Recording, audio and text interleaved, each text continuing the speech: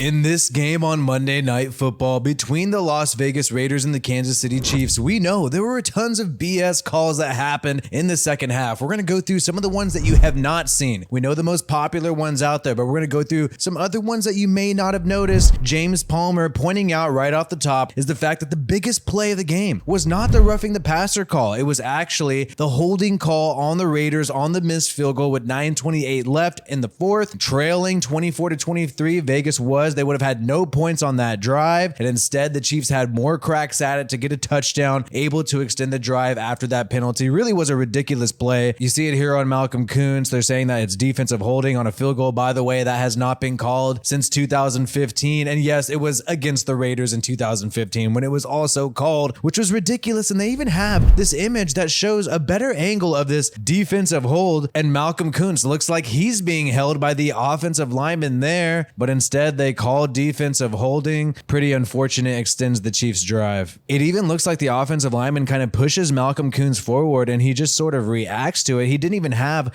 enough time. Not enough time has even elapsed for him to even do a defensive hold. And we know the penalties were lopsided in the second half. Warren Sharp pointing out that since the Chris Jones roughing the passer call, it was almost like the refs did that call so they can cover their ass later, where they're going to totally shift the penalties in the other direction, which is what they did. 8 penalties called on the Raiders after that roughing the passer call, after only having 3 in the first half. And Crosby was held like crazy. You see it on this play right here. Willie getting his hands all over Crosby, preventing Crosby from being able to pursue Mahomes. And Crosby is most likely able to get to Mahomes if he's not held there. Mahomes is able to roll out, get the completion to Travis Kelce. This was one of the worst plays I've seen in terms of how much holding happened. Not only do you have this holding on Crosby here, who had already gotten a couple sacks in this game prior to this moment, but right here when Kelce receives the football, check out Sam Webb here, how much he's being held by McCole Hardman, allowing there to be no chance for Sam Webb to come in and try to make the tackle. This was second down. That would have created a 3rd and goal situation that gives the Raiders defense another opportunity to perhaps hold them to 3 points, but Sam Webb is being held like crazy here. I don't know exactly what he's supposed to do in this situation, having absolutely no chance, and the ref is right there. He's able to see that, and obviously if he would have been involved, he could have slowed down Kelce, allowed Rocky Sin and Bilal Nichols there to catch up, but instead, no, they let him get away with holding twice on that play. And this is a critical 3rd down that allows the Chiefs to convert. There is blatant holding by Kelce right here on Divine Diablo, not allowing him to be able to pursue the running back, Clyde Edwards-Helaire. You can see the hold right there, and that's just enough for him to get the first down. On the other angle, you see it as well, and for some reason, the announcers don't mention it at all. I mean, Kelce has 2 arms on him, 2 hands on him, 1 in the front, 1 in the back, locking up Diablo's arm. No chance to even pursue the ball carrier, and that's the guy who was supposed to cover the running back. He's the linebacker trying to cover the running back, but Kelce holding him. Just another flag missed by the refs. And we got more Crosby holding action right here. Crosby just having 2 hands on the outside. That's supposed to be the most egregious. Typically, linemen get away with holding and they have their hands on the inside. Right there, you see it on the outside, clear as day, allowing Mahomes to get the easy completion. And that was really the difference. You saw in the beginning of the game, Crosby getting sacks, and then towards the end, more holding happening in the second half. And this is earlier in the game. Crosby's homie's got to get held too. You got Bilal Nichols being straight arm barred, straight grabbed right here, allowing this running back to have this easy lane to run through. This is a key drive for the Chiefs, allowing them to score. And you see the center completely holding on Bilal Nichols' arm here. No chance for him to tackle the ball carrier. Creates an easy rushing lane for the Chiefs. And you saw a couple good run plays by the Chiefs. And here's some more holding on some other people other than Crosby. This happened to Chandler Jones and Abram right here. This angle was really telling. Look at Abram there. Just completely held on the outside. Textbook holding, like we said. Not in the inside, on the outside, on the shoulder pads right there. And Chandler Jones, you're going to be able to see, look at this fullback grabbing the back of the jersey, and then this other tight end grabbing his shoulder pad. You got 2 Raiders players held right here. And then you also have Perryman here being held by the shoulder pads by this lineman. Check this out. 3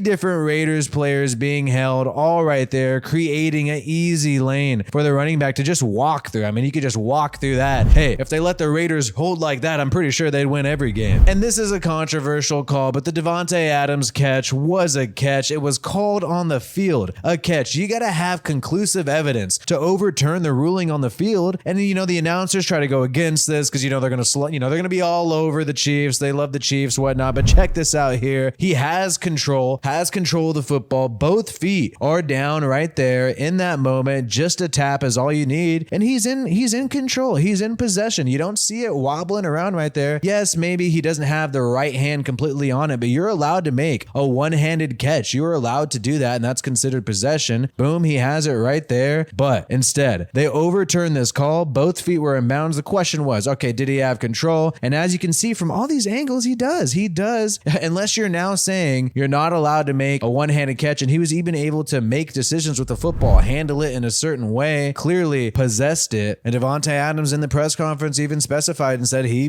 thought it was a catch and he thought it was a completion. And then this ref gives no explanation. The ref did not say, oh, he did not have possession of the football. Oh, he didn't have 2 feet in bounds. The ref doesn't want to commit to anything, so they say nothing. They just say it's ruled incomplete, and the ruling on the field was complete. You could see it right there. You got to have conclusive evidence to overturn that. They decided not to, which is complete BS. You got to go according to the rules. And think about if this would have been made, if this reception would have been made, the Raiders would have been at the Chiefs' 35-yard line. The Raiders straight up would have been able to win the game. There's 47 seconds left. You're at the 35-yard line of the Chiefs. Daniel Carlson could make that field goal from there already. You just got to get 5 yards with Jacobs, spike the ball, you have a fresh set of downs, and you kick the game-winning field goal and win this game against the Chiefs. But instead, the refs took that reception away from the Raiders. We know, had it gone the other way, they would have called that a completion, and it was a completion. But unfortunately for the Raiders, they took it away from them. And it does suck. The Raiders do go to 1-4 now, and it gets much harder to make the playoffs. I still think with a 10-7 record, you could make the playoffs. Unfortunately for the Raiders, the schedule does get easier after the bye. They're going to enter the bye. Then you have the Texans, who you should beat at home. Saints, Jags, Colts. Colts beat the Chiefs, however. But hey, the Raiders proved in this game, despite everything that the refs threw at them and all the crazy controversial calls, the Raiders went toe-to-toe with the Chiefs in this past game, and they've gone toe-to-toe with every single opponent. It's been a one-possession game, and the Chiefs were scared and almost